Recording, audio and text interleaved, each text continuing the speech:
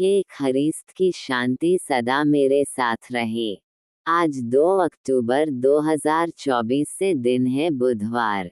आज का संदेश, रखवाल दूतों का पर्व, राष्ट्रपिता महात्मा गांधी का 155वें जन्मदिवस व लाल बहादुर शास्त्री का 120वें जन्मदिवस, वर्ष का 26वें सामान्य सप्ताह।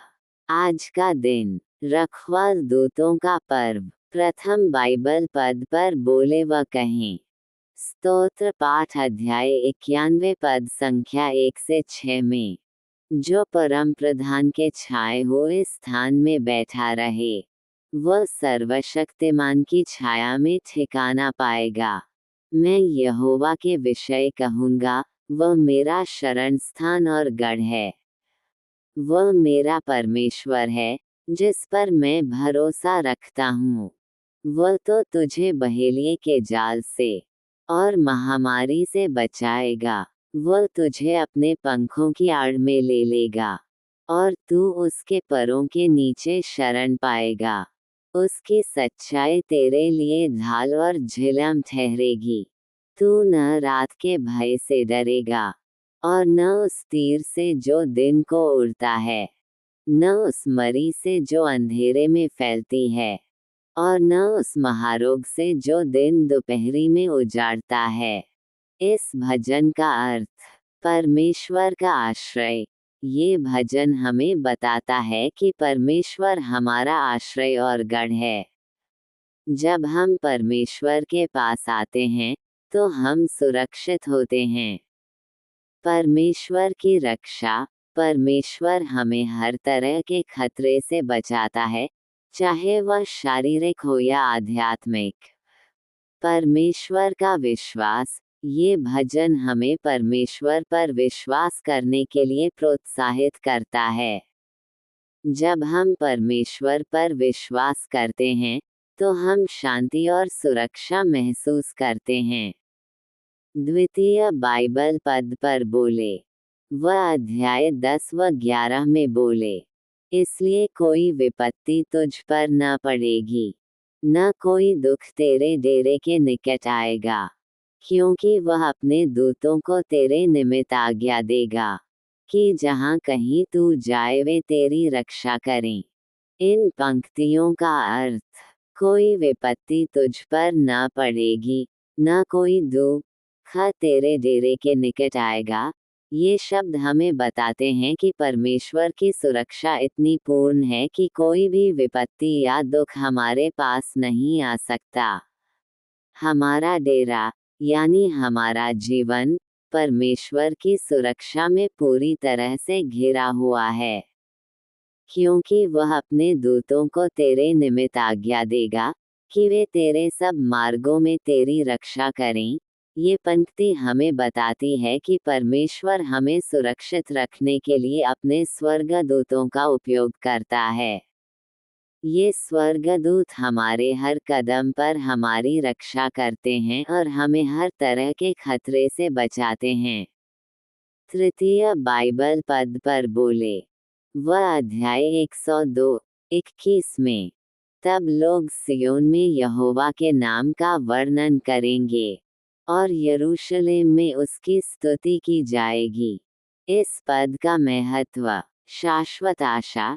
ये पद हमें आशा देता है कि परमेश्वर हमेशा हमारे साथ है, चाहे हमारी परिस्थितियां कैसी भी हों।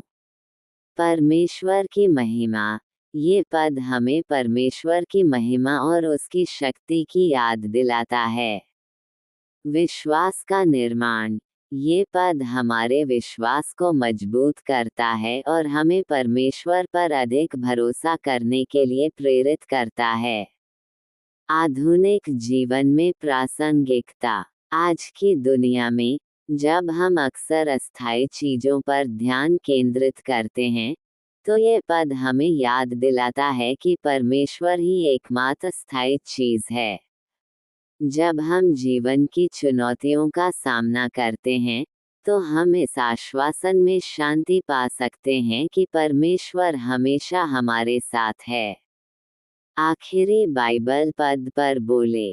संत मार्कुस का सुसमाचार अध्याय 1 पद संख्या 15 में, और कहा, समय पूरा हुआ है और परमेश्वर का राज्य निकट आ गया है, मन फिराओ और सुसमाचार पर विश्वास करो। संक्षेप में, मरकुस 1:1 हमें बताता है कि यीशु मसीह परमेश्वर के राज्य को लाने के लिए आए थे। उन्होंने लोगों को अपने पापों से पश्चाताप करने और परमेश्वर पर विश्वास करने का आह्वान किया। ये पद आज भी हमारे लिए प्रासंगिक है और हमें अपने जीवन में परिवर्तन लाने के लिए प्रेरित करता है। क्या आप इस पद के बारे में और जानना चाहते हैं? आप मुझसे पूछ सकते हैं। परमेश्वर का राज्य क्या है? मन फिराना का क्या मतलब है? सुसमाचार क्या है? ये पद हमें याद दिलाता है कि यीशु मसीह हमारे उद्धारकर्ता हैं और उन्होंने हमें एक नया जीवन दिया। हर बुधवार को स्त्री के लिए प्रार्थना। प्रिय बहनें, आइए हर बुधवार को एक साथ मिलकर प्रभु के सामने झुकें और अपनी प्रार्थनाओं को उठाएं। यहाँ कुछ प्रार्थना के बिंदु दिए गए हैं जिन पर हम ध्यान केंद्रित कर सकती हैं। स्वास्थ्य और कल्याण। हम एक दूसरे के अच्छे स्वास्थ्य के लिए प्रार्थना करें, शारीरिक और मानसिक दोनों। हम प्रार्थना करें कि हमारी आत्माएं स्वस्थ रहें और हम परमेश्वर के साथ एक गहरा संबंध बनाए रखें। परिवार। हम अपने परिवारों के लिए प्रार्थना करें, विशेष रूप से अपने बच्चों और माता पिता के लिए। हम प्रार्थना करें कि हमारे रिश्ते मजबूत हों और हम एक दूसरे के लिए प्यार और समर्थन दिखाएं। विश्वास। हम अपने विश्वास को मजबूत करने के लिए प्रार्थना करें। हम प्रार्थना करें कि हम परमेश्वर के वचन को और अधिक गहराई से समझें और उसके मार्गदर्शन का पालन करें। सेवा। हम दूसरों की सेवा करने के लिए प्रार्थना करें। हम प्रार्थना करें कि हम अपने समुदायों में सकारात्मक बदलाव ला सकें। रक्षा। हम परमेश्वर से सुरक्षा की प्रार्थना करें। हम प्रार्थना करें कि वह हमें शैतान के हमलों से बचाए और हमें बुराई से सुरक्षित रखे। यहाँ एक सामान्य प्रार्थना दी गई है जिसे आप अनुकूलित कर सकती हैं। हे स्वर्गीय पिता, हम आपकी कृपा और दया के लिए धन्यवाद देते हैं। हम आपकी उपस्थिति में आने के लिए आभारी हैं। हम प्रार्थना करते हैं कि आप हमें अपने प्रेम से भर दें और हमें शक्ति दें कि हम आपके वचन के अनुसार जी सकें। हम प्रार्थना करते हैं कि आप हमारे परिवारों को आशीर्वाद दें और हमें एक दूसरे से प्यार करना सिखाएं। हम प्रार्थना करते हैं कि आप हमें अपने समुदायों में सेवा करने का अवसर दें। हम प्रार्थना करते हैं कि आप हमें बुराई से बचाएं और हमें शांति दें। यीशु के नाम में हम प्रार्थना करते हैं। आमीन। आप अपनी व्यक्तिगत जरूरतों और इच्छाओं के अनुसार इस प्रार्थना को बदल सकती हैं। आप अपने दोस्तों या परिवार के साथ मिलकर भी प्रार्थना कर सकती हैं। यहाँ कुछ अतिरिक्त विचार दिए गए हैं। प्रार्थना पत्रिका। आप एक प्रार्थना पत्रिका रख सकती हैं और हर हफ्ते उन चीजों को लिख सकती हैं जिनके लिए आप प्रार्थना करती हैं। ध्यान। प्रार्थना करने से पहले कुछ मिनट शांत बैठकर ध्यान लगाने से आपको प्रार्थना में अधिक केंद्रित होने में मदद मिलेगी। बाइबल पढ़ना। प्रार्थना करने से पहले बाइबल का एक अंश पढ़ने से आपको प्रार्थना के लिए प्रेरणा मिल सकती है। याद रखें, प्रार्थना एक व्यक्तिगत अनुभव है। आप जिस तरह से प्रार्थना करती हैं, उसमें स्वतंत्र महसूस करें। सबसे महत्वपूर्ण बात यह है कि आप अपने दिल से प्रार्थना करें। मुझे आशा है कि यह प्रार्थना आपके लिए उपयोगी होगी। क्या आप किसी विशिष्ट विषय पर प्रार्थना करना चाहती हैं?